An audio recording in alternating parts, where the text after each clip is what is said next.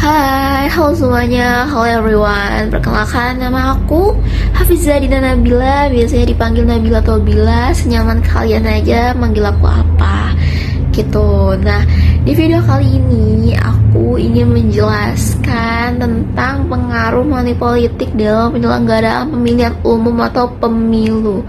Kenapa aku buat video seperti ini? Karena aku ingin mengedukasi ke kalian ya, supaya kalian lebih paham dan mengerti untuk dampak serta pengaruh yang ditimbulkan dari adanya money politik gitu. Terus juga aku ingin kalian lebih aware atau hati-hati jika di lingkungan kalian atau di lingkungan tempat kalian tinggal itu terjadi kegiatan atau praktik money politik tersebut gitu ya.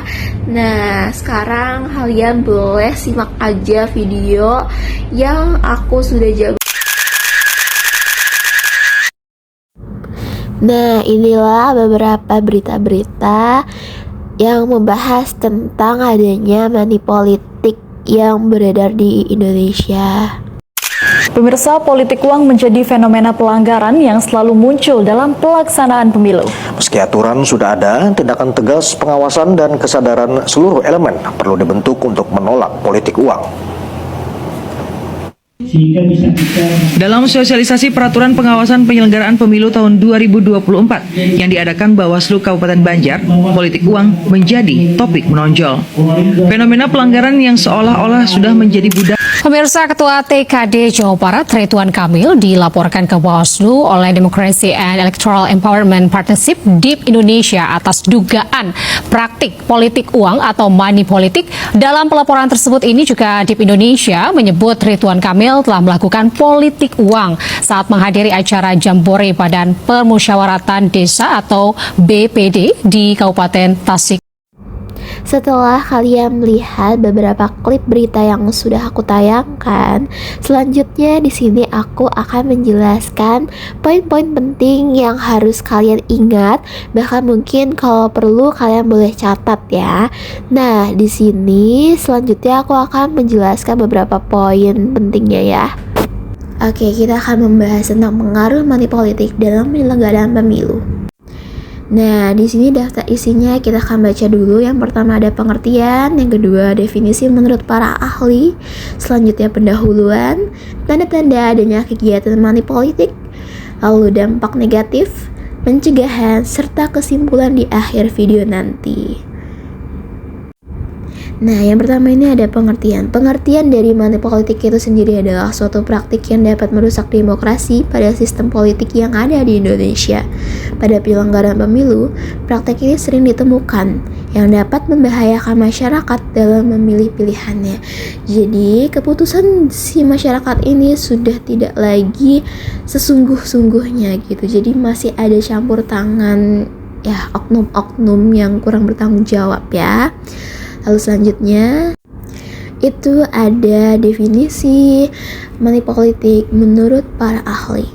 Yang pertama itu ada menurut Yusril Iza Mahendra, yang kedua ada Hamid dan Zulfa, yang ketiga ada Gary Goodpaster, lalu yang terakhir ada John Lomulus.